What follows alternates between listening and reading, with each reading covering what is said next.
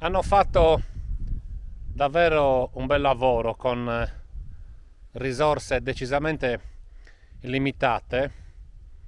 Le persone, che poi menzioneremo come titoli, che hanno avuto a che fare appunto con il restauro della necropoli di Mandras o Mrandas. Ci troviamo in territorio di Ardauli e vi facciamo vedere una strepitosa necropoli a Domus de Janas del territorio. La necropoli di Mandras annovera diverse sepolture, ma tutti quanti praticamente dicono che la più importante o comunque la più bella è questa che io sto filmando adesso. Come potete vedere,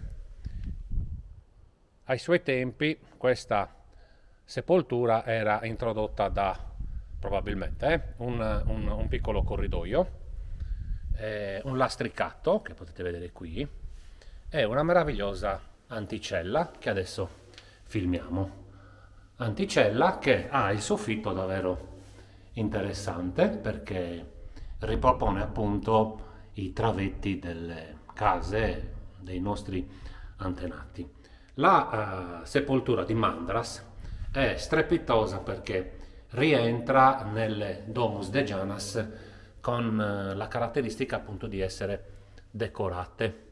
Quando abbiamo menzionato all'inizio le persone che hanno reso fruibile questa meraviglia, avrei dovuto aggiungere, lo faccio adesso, anche un'archeologa, Cinzia Lui, perché se voi cercate riferimenti di questa Domus de Janas trovate appunto quasi sempre il nome dell'archeologa, alla quale, a lei e a tutta la sua squadra, io faccio i miei complimenti perché, se non ho capito male, arrivare in questa necropoli una decina di anni fa era praticamente quasi impossibile perché c'era un degrado incredibile e, ripeto, con dei fondi limitati sono riuscito a tirare fuori una maestosità della nostra storia.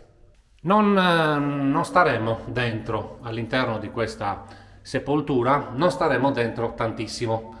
Faremo delle immagini fugaci, faremo delle immagini veloci per due motivi. Primo perché comunque è allagata e secondo perché è necessario appunto per chi vuole visitarla stare il minor tempo possibile. Ok, quindi questa delizia va ovviamente ammirata, va fotografata, va contemplata, però state attenti, prestate la massima attenzione e il massimo rispetto perché l'ocra rossa le pitture all'interno di questa Domus de Janas devono essere rispettate.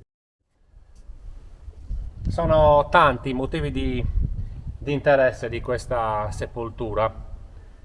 Come potete vedere, l'anticella è strepitosa perché è decorata in modo magistrale e ha la particolarità di avere, così come la cella principale all'interno, un soffitto che verosimilmente potrebbe riproporre quelle che erano le nostre antiche abitazioni.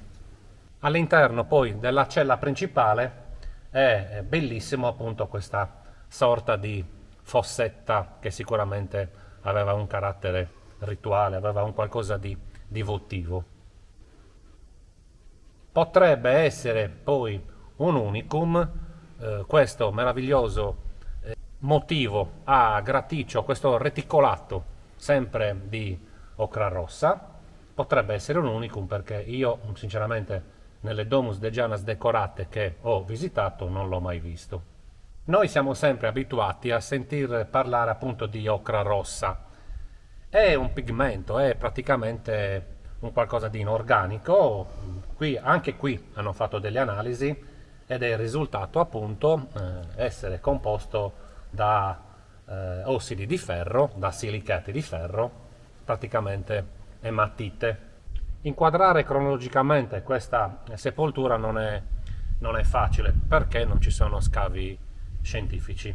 Cioè praticamente gli studiosi che si sono avvicinati in questa sepoltura mi è sembrato di capire che hanno fatto un restauro grandioso ma non hanno fatto uno scavo stratigrafico. Una Domus de Janas, anche questa spettacolare, straordinaria.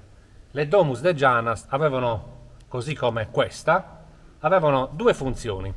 Una era quella di accogliere il defunto, l'altra era quella di accogliere i vivi appunto che venivano a trovare il defunto. Ed è straordinario perché c'era una sorta di comunicazione con il defunto e questa comunicazione poteva essere sia individuale, pensate a me, pensate a voi stessi che andate a trovare il vostro caro defunto, ma poteva essere anche collettiva. Pensate magari all'interno della cella principale, attorno a quella fossetta, tante persone, magari i figli, la famiglia del defunto, gli amici o i parenti che in quel caso compivano dei culti, dei riti per augurare miglior vita al trapassato. E così, amici dei Cursori della Memoria, finiamo le immagini con questa meravigliosa inquadratura.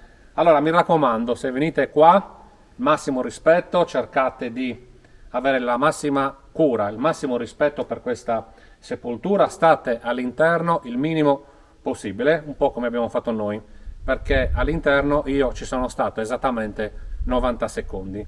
Possibilmente cercate di non usare flash, se volete illuminare le pitture sarebbe l'ideale una luce a LED. E così, quindi, amici dei Cursori della Memoria, apro e chiudo una parentesi, poi un giorno vi spiegherò perché la pagina ha questo nome. Quindi, amici dei Cursori della Memoria, io vi do un caro abbraccio, un caro saluto da Ardauli, viva la necropoli di Mandras o Mrandas, viva il Cursori della Memoria, viva Ardauli. Ciao a tutti!